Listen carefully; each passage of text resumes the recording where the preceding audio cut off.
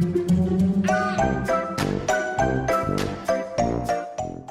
guys, Sandy here. Welcome back to the channel. Today I am playing with some fun Brutus Monroe products.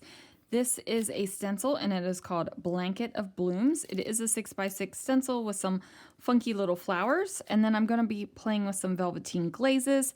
I also pulled in the Sea Life paper collection, even though I'm doing the confectionery on Main Street in Walt Disney World, because I think the colors will be bright and fun. So let's see what I can do.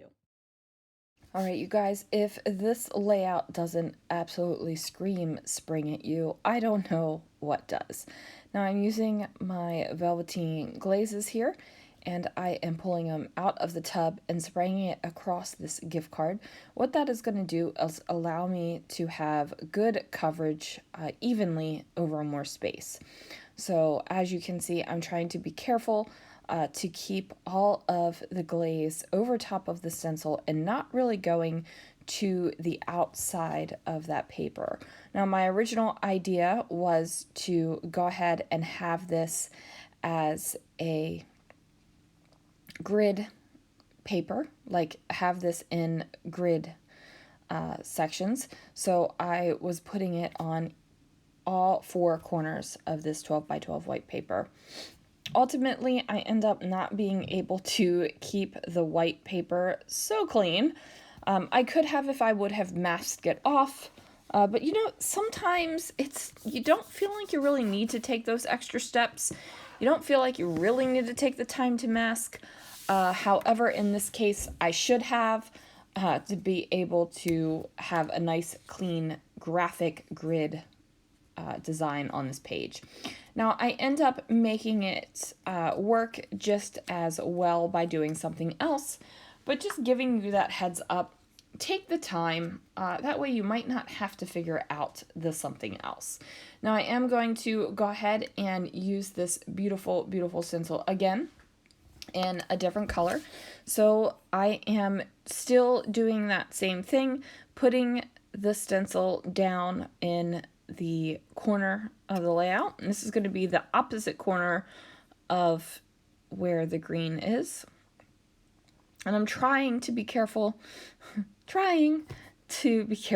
not to get that velveteen glaze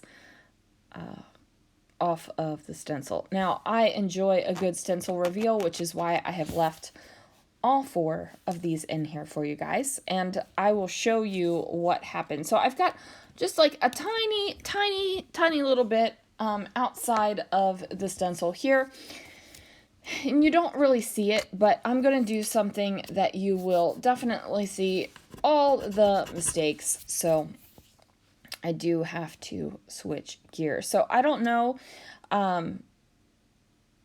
if this screams spring to you as much as it screams spring to me, but it definitely feels that way to me. So as you can see, I am cutting them down. See that paper right there? That beautiful pink stencil paper that's got that big old glob on it? Yeah, I ruined it. I wasn't paying attention, and yeah. My little desk organizer that I have that sits right in front of me now has a line of that beautiful pink velveteen glaze on it because, you know, I hit my paper on it. So I decided, you know what, I'm just going to go a little bit of a different direction because I did, you know, mess this up and I have to cover it up now as well. So I went ahead and trimmed down my stenciled bits, and I'm putting them on these beautiful 6x6 papers from that Sea Life collection. So I'm going to go ahead and just adhese all of these papers and place them down on a white sheet of cardstock. I will cover up the entire 12 by 12 area. So if you didn't want to use up a piece of cardstock, you want it to use up a less than your favorite piece of pattern paper, let's put it that way, you could do that as well. However, I just used white cardstock to give me that. Now I'm still going to do that same kind of checkered pattern with the pink and the green. However, I did make sure to have that pink over here on the inside where it joins up in the middle, so that I could have it covered up. I have two photos that I want to put on this layout. One is Daisy Duck, and one is a sign of the confectionery. And I figured that these would go great together, and they would also look great on the bright, fun colors of the page. Especially if you have never experienced the confectionery on Walt Disney World. It's a fun time. It is a fun time.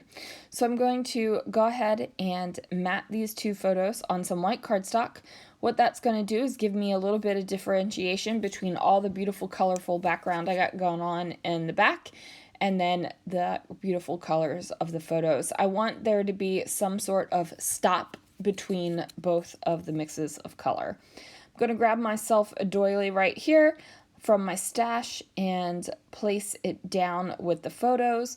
I am just really making sure that you don't see that mess up that I did with the glaze whatsoever. I don't want you to see that. I don't want anyone to see that. It's like a no bad thing that happened. So I'm trying to figure out where I want the photos exactly. And then I decide that, you know what, I need to change this around a little bit. I need to have it this direction. Don't know why I decided that it felt better this direction, but to me it did. So I liked the green in the corner better than in the left upper corner better than I like the pink in the left upper corner. So it's fine, guys.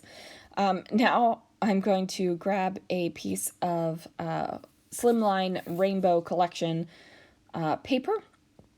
And what I'm going to do is just put this down here so that my photos have a place to rest, so they're not just floating out there in the ether. And then I grab some washi from my stash, which I think coordinates really well with what I've got going on. And I'm like, okay, this layout is screaming bright, fun, colorful, and I've got all of the bright, fun, colorful vibes going on. I am an emotional scrapbooker. In case you didn't know that, I did not pull colors from my photos. I did not pull colors from like Disney World per se. I just pulled colors that evoked the same kind of feeling that my photos give me. So my photos, give me this bright, fun kind of feeling. So I decided that I was going to have a bright, fun layout. Now, this right here is a